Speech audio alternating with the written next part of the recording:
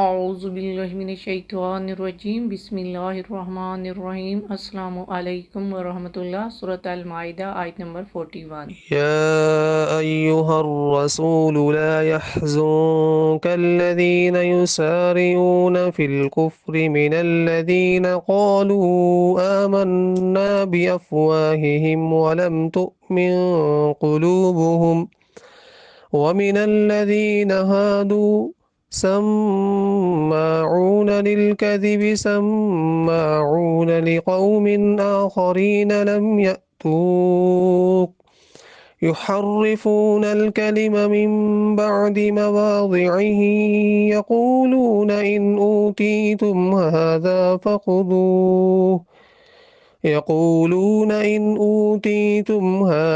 فخذوه وإن لم تؤتوه فاحذروا ومن يرد الله فتنته فلن تملك له من الله شيئا أولئك الذين لم يرد الله أن يطهر قلوبهم لهم في الدنيا خزي ولهم في الآخرة عذاب عظيم۔ اے رسول، وہ لوگ آپ کو رنجیدہ خاطر نہ کریں جو کفر میں تیزی سے پیش قدمی کرتے ہیں۔ ان میں ایک وہ منافق ہیں جو اپنے منہ سے کہتے ہیں کہ ہم ایمان لائے، حالانکہ ان کے دل ایمان نہیں لائے، اور ان میں دوسرے یہودی ہیں جو جھوٹی باتیں بنانے کے لیے آپ کو خوب سنتے ہیں۔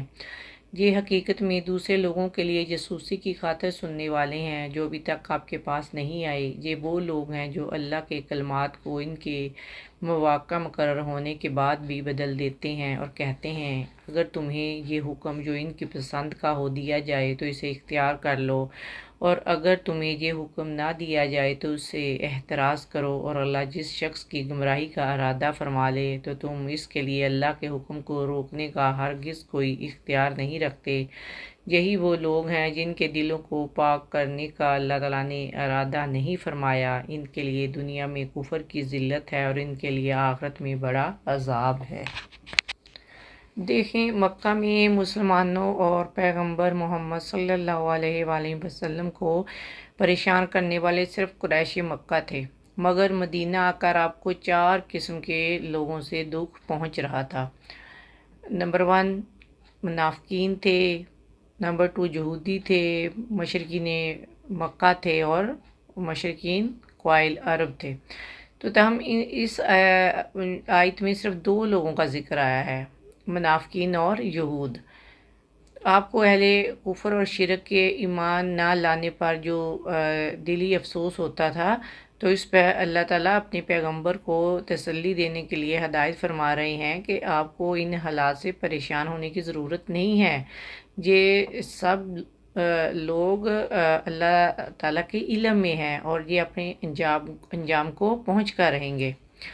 دیکھیں، جہاں پہ منافقین اور یہود کے بارے میں نیا خطاب شروع ہوتا ہے۔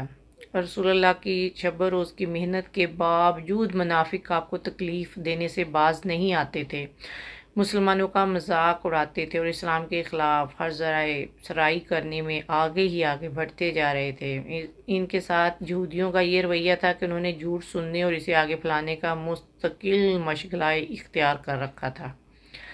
تو یہودی اپنے علماء سے جھوٹے مسائل سنتے تھے اور اسے آگے پھیلاتے تھے۔ یہودی جھوٹ سننا پسند کرتے تھے اور جھوٹی باتیں لوگوں تک پہنچاتے تھے تاکہ لوگ نبی اکرم اور اسلام سے دور رہیں۔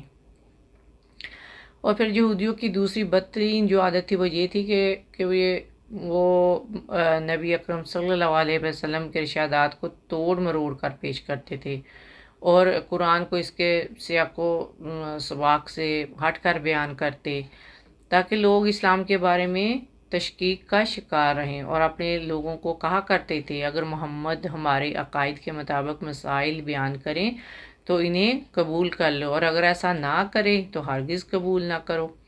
تو ان کا صاف مطلب تھا اور ہے کہ دین ان کی مرضی کے مطابق ہونا چاہیے۔ تو یہ صورتحال دیکھ کر نبی پاک رنجیدہ ہوتے، تو جس پہ پھر آپ کو تسلی دی گئی ہے کہ اے پیارے محبوب، آپ کو لوگوں کی ہرزہ رسائی اور بد عمالیوں پر دل گرفتہ نہیں ہونا چاہیے۔ یاد رہے جنہیں اللہ تعالیٰ ان کی بدعمالیوں کی وجہ سے گمراہی میں مبتلا کر دے، اسے آپ کچھ فائدہ نہیں پہنچا سکتے۔ تو اللہ تعالیٰ نے فیصلہ کر دیا ہے کہ ان کے دلوں کو گندگی اور نفاق سے کبھی پاک نہیں کرے گا۔ ان کے لیے دنیا میں ذلت اور آخرت میں بڑا عذاب ہوگا۔ جن لوگوں کی بدعمالیوں کی وجہ سے اللہ تعالیٰ نے انہیں زمینی کشمکش میں مبتلا کر دیا ہے کہ اے رسول، ایسے لوگوں کی آپ رہنمائی نہیں کر سکتے۔ ایسے لوگوں کے لیے دنیا میں ذلت اور رسوائی ہے اور آخرت میں انہیں عذاب علیم میں مبتلا کیا جائے گا۔ حضرت حفص بن عاصم رضی اللہ تعالیٰ عنہ بیان کرتے ہیں کہ رسول اللہ صلی اللہ علیہ وآلہ وسلم نے فرمایا، آدمی کے جھوٹا ہونے کے لیے اتنا ہی کافی ہے کہ وہ ہر سنی سنائی بات کو بیان کر دے۔ مسلم میں ہے، حضرت عبداللہ رضی اللہ عنہ نبی پاک سے بیان کرتے ہیں، آپ نے فرمایا، بے شک سچ نیکی کی طرف رہنمائی کرتا ہے اور نیکی جنت کی طرف لے جاتی ہے۔ آدمی سچ بولتا رہتا ہے جہاں تک کہ اللہ کے ہاں سچا لکھ دیا جاتا ہے، اور بے شک جھوٹ برائی کی طرف رہنمائی کرتا ہے اور برائی آگ کی طرف رہنمائی کرتی ہے، یعنی آگ کی طرف لے جاتی ہے۔ اور بے شک آدمی جھوٹ بولتا رہتا ہے حتیٰ کہ اللہ کے ہاں جھوٹا لکھ دیا جاتا ہے۔ تو گویا خلاصہ کلام یہ ہوا کہ کفر کی طرف راغب ہونے والے اپنا ہی نقصان کرتے ہیں۔ یہودی جھوٹ گھڑتے اور بولتے ہیں، یہودی اللہ تعالیٰ کے کلام میں تحریف کرتے ہیں۔ اللہ تعالیٰ جس کو آزمائش میں مبتلا کر دے اسے کوئی نہیں بچا سکتا۔ جھوٹ گڑنے والے اور اللہ کے کلام میں تحریف کرنے والوں کے دل پاک نہیں ہوتے، اور ایسے لوگوں کے لیے دنیا میں ذلت اور آخرت میں عظیم عذاب ہوگا۔ منافقین، یہود اور کفار کے لیے قرآن پاک میں دردناک عذاب کی وعید سنائی گئی ہے۔ سورۃ بقرہ آیت نمبر 85 میں ہے، کفار کے لیے دنیا میں ذلت اور آخرت میں عذاب کے سوا کچھ نہیں۔ سورۃ الحج آیت نمبر 9 میں ہے، کفار کے لیے دنیا میں ذلت اور رسوائی ہے، اللہ قیامت کو سخت عذاب چکھائے گا۔ سورۃ الزمر آیت نمبر 26 میں ہے، اللہ کفار کو دنیا میں ذلت اور رسوائی چکھائے گا اور آخرت کا عذاب تو بہت بڑا ہے۔ سورۃ الانعام اور آیت نمبر 120 میں ہے، جو مسلمان ظاہرہ اور باطنی گناہ کرنا ترک نہ کرے تو اسے آخرت میں سزا ملے گی۔ اللہ سبحانہ وتعالیٰ ہماری رہنمائی فرما اور ہمیں منافقین، یہود اور کفار جیسے رویوں سے محفوظ فرما، آمین یا رب العالمین۔ السلام علیکم ورحمۃ اللہ وبرکاتہ۔